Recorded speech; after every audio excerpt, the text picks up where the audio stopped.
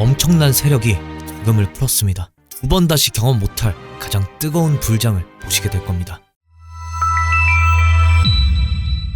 안녕하세요, 비토벤입니다. 오늘은 어제 청산맵 보고 말씀드린 대로 정확히 62K 부근에서 롱포지션 청산시키고 64K 위로 잘 올라가지고 있는 상황입니다. 기분 좋은 출발이네요. 크게 물리신 분들도 이제는 어느 정도 숨통이 조금씩 트이고 있을 겁니다. 앞으로도 이렇게 계속 문제없이 올라주기만 한다면 저희가 원하는 하락 없이 바로 불장으로 쏘는 시나리오로 갈 수 있을 텐데, 아직은 고용시장에 대한 우려와 걱정이 조금은 남아 있습니다. 하지만 고용시장에 대한 우려는 저는 100% 해소될 것으로 보고 있습니다. 거기에 더해 TGA, RRP 잔고 유동성 투입 말고도 매우 큰 새로운 유동성 투입까지 모두 알려드리겠습니다. 오늘 영상도 너무 중요하니 구독, 좋아요 한 번씩 눌러주시고 끝까지 시청 부탁드립니다. 먼저 오늘 컨퍼런스 보드에서 발표한 소비자 신뢰지수는 경기 침체 우려가 제일 컸던 8월보다도 감소한 수치가 발표되었습니다. 지금 파월은 미국 경제가 괜찮다고 누누이 얘기했지만 서민들의 삶은 나아진 것이 없기 때문에 이렇게 신뢰지수가 내려간 걸로 생각할 수 있는데, 현재 소비자들의 직장생활, 노동시장 상황에 대한 평가와 노동시장에 대한 소비자들의 기대와 단기적인 전망까지 모두 줄어들었습니다. 특히 소비자들의 기대가 이 노란선 밑으로 내려가면 경기 침체를 걱정할 수 있는 상황인데, 아슬아슬하게 이 선은 지키고 있는 상황이죠. 소비자들이 노동시장에 대해 안 좋게 평가한 이유에서 저는 고용시장이 무조건 해결될 수 있다는 확신을 가지게 됐는데, 그 이유에 대해 말씀드리면, 이들이 노동시장에 대해 안 좋게 평가한 이유는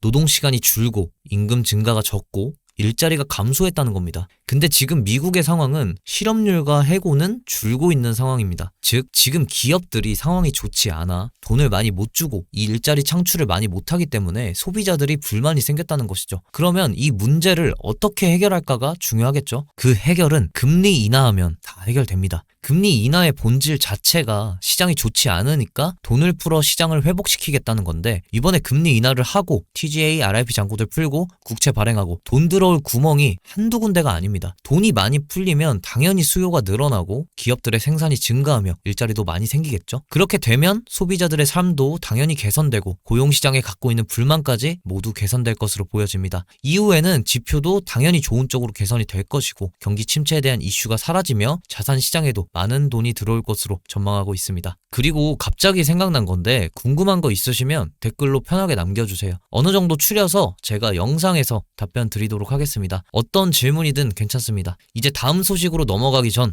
초반에 구독, 좋아요 안 눌러주신 분들은 구독, 좋아요 한 번씩 부탁드립니다. 구독, 좋아요가 안 아깝게 열심히 영상 만들겠습니다. 제가 방금 돈 들어올 구멍이 많다고 말씀드렸는데, 오직 크립토 시장에만 들어오는 돈도 있습니다. 바로 많은 사람들이 잊고 있던 FTX 파산 보상이 있죠. FTX는 2022년 말 파산한 거래소인데 많은 투자자들에게 피해를 입혔었죠. 그 보상이 올해 하반기부터 시작될 것입니다. FTX에서 보상하는 금액은 무려 127억 달러, 하나로 17조 원입니다. 근데 여러분들도 아시다시피 비트코인 시장 한번 들어와 보면 비트코인만한 투자할 상품이 없는 걸 알기 때문에 이 시장 다시는 못 떠납니다. 한번 크립토컨시 트레이더는 끝까지 크립토컨시 트레이더인 거죠. 실제로 이번 마운트곡스 채권자들의 56%도 비트코인을 계속 보유할 것이라고 얘기했고, 나머지의 대다수가 다른 가상자산에 투자하거나 절반만 매도하는 쪽으로 얘기를 했습니다. 극소수만이 전량 매도한다고 하긴 했는데, 지금 이제 본격적인 불장 시작인데 과연 떠날 수 있을까요? 저는 아니라고 생각합니다. 따라서 그 17조의 대부분이 자산시장에 고스란히 들어올 것으로 보고 있습니다. 거기에다가 더 큰 돈이 풀리기 시작할 텐데, 바로 중국의 지준율 인하입니다. 무려 0.5%나 낮췄다고 하는데, 시장에는 하나로 189조 원이나 풀릴 것으로 전망하고 있습니다. 금리도 아니고 지준율은 또 뭐야? 라고 궁금해하실 분들 분명 있겠죠? 지준율 개념부터 설명드리면, 지준율은 은행이 지급준비금으로 갖고 있어야 하는 비율인데, 이걸 낮춘다는 건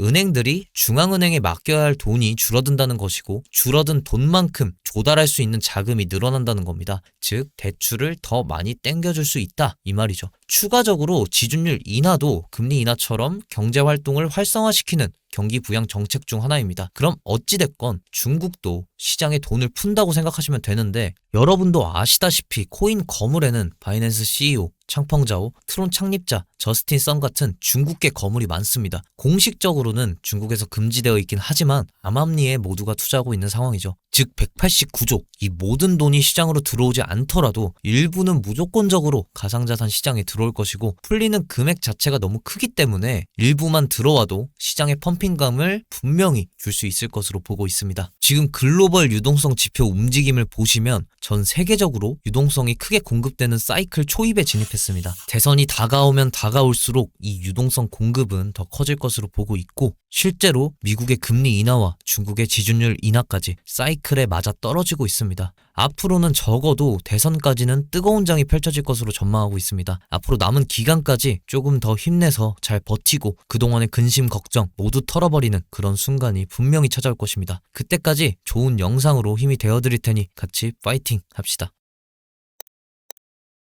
이제 오늘 찾아본 뉴스 짧게 브리핑 해드릴 텐데요. 지금 해외 시장은 너무나도 좋은 상황이지만 국내 주식 투자하시는 분들은 금투세 때문에 애를 먹고 있는 상황이죠. 원래 국내 주식 얘기 안 하는데 오늘은 얘기가 좀 재밌어서 가지고 왔습니다. 어제 금융투자 소득세 시행 여부를 논의하는 당 정책 토론 회의가 있었는데, 한 의원이 금투세 때문에 지금 국내 증시 투자자들 뿐만 아니라 외국인 투자자까지 다 도망간다. 해외 주가는 오르는데 우리나라 주가만 떨어진다. 금투세 좀 다시 생각해봐라. 이렇게 얘기를 했더니 금투세를 지지하는 의원은 아니 그러면 인버스 투자를 하면 되는 거 아니냐 라는 말로 논란이 생겼습니다. 인버스 투자는 숏포지션이랑 같은 말이죠. 가격 떨어지는 거에 투자해라 라는 말인데, 투자자의 입장으로서는 할 수 있는 말이지만 국회의원 자리에 계신 분이 한 말이라 더욱 논란이 되었던 것 같습니다. 국민을 대표하고 국민의 세금으로 일을 하는 국회의원이 주가가 떨어지는 인버스를 해서 수익을 내라는 건 참 서운하고 웃긴 일이긴 하죠. 국내 기업이 성장해야 나라가 성장하는 건데, 아무튼 분명 이 영상에서도 미장 비트코인과 함께 국장하시는 분 분명히 계실 텐데, 이 문제가 하루라도 빨리 잘 해결되길 바라겠습니다. 참고로 가끔 금투세 얘기 나오면 비트코인도 관련 있는 거 아니냐 라고 물어보시는 분들도 계셔서 말씀드리는 거지만, 금투세는 금융투자 소득세입니다. 비트코인과는 관련이 없어요. 비트코인 소득세는 가상자산 소득세로 따로 적용이 됩니다. 이제 국장은 여기까지 얘기하고, 가상자산 시장 뉴스로는 우리의 주적 문어영 게리 겐슬러가 크립토 시장에는 사기꾼이 득실득실한 시장이다 라고 하며 가상자산 시장에 여전히 부정적인 입장을 내놓았습니다. 뻔뻔하게도 이런 입장을 내놓고는 본인은 블록체인 기술에 중립적이라고 얘기를 했습니다. 게리 겐슬러의 말에 제가 말씀드릴 수 있는 건, 물론 가상자산 시장, 사기꾼, 스캠 너무 많은 건 사실입니다. 하지만 그건 거래소에 상장되어 있지 않은 코인 기준이고, 거래소에 상장된 코인들은 안정성을 인정받고 상장된 것이기 때문에 큰 걱정은 안 하셔도 될 것 같습니다. 특히 국내 거래소는 더더욱이요. 물론 루나 같은 일이 일어나지 않는다고 장담할 수는 없지만 파산한다는 건 여느 주식시장에서도 흔하게 있는 일이기 때문에 루나도 그 일 중 하나라 코인 전체를 위험하다고 보긴 어렵다고 저는 생각합니다. 어찌됐건 이런 겐슬러의 모습에 청문회에서 겐슬러는 역대급 가장 파괴적인 SEC 의장이라며 미국 하원 의원들에게 비난을 잔뜩 받았다고 하죠. 게리 겐슬러의 입지가 점점 작아지고 있는 모습이 보이고 있습니다. 제발 럼프 형이 대통령 재선에 성공해서 저 문어 형 제발 잘라줬으면 좋겠네요. 그리고 제가 AI 쪽 섹터를 유심히 보는 게 좋을 것 같다고 전부터 말씀드렸었는데, 니얼을 포함한 AI 코인들이 최근 강하게 상승하는 모습을 보이고 있습니다. 본격적인 불장이 오기 전에 AI 섹터 한번 꼭 둘러보시는 거 추천드립니다. 마지막으로 지금 미국이 밀어주고 있는 USDC 발행사 서클이 계속 활발하게 활동을 하면서 파일을 넓혀 나가고 있는데, USDC는 솔라나 기반의 스테이블 코인입니다. 또 USDC는 지금 미국을 대표하는 스테이블 코인으로 적극적인 지원을 받고 있는 상황인데, USDC가 성장함에 따라 솔라나도 분명 큰 성장을 할 수 있을 것으로 보고 있습니다. 다음 ETF로 솔라나가 지목될 만큼 월가에서도 솔라나를 눈독 들이고 있는 상황이고요. 저 역시 그래서 솔라나를 홀딩하고 있기도 하고 유심히 보고 있는 상황입니다. 결론적으로 제가 말씀드리고 싶은 건, 이렇게 작은 뉴스라도 조금씩 연관성을 찾고 시장을 바라본다면 여러분들이 잘못된 코인을 투자할 가능성이 적어질 겁니다. 제가 그 방향성을 잘 잡으실 수 있도록 많이 도와드리겠다는 말 드리면서 오늘 영상은 여기서 마치겠습니다. 시청해주셔서 감사하고 영상이 도움되셨으면 구독과 좋아요 부탁드립니다. 감사합니다.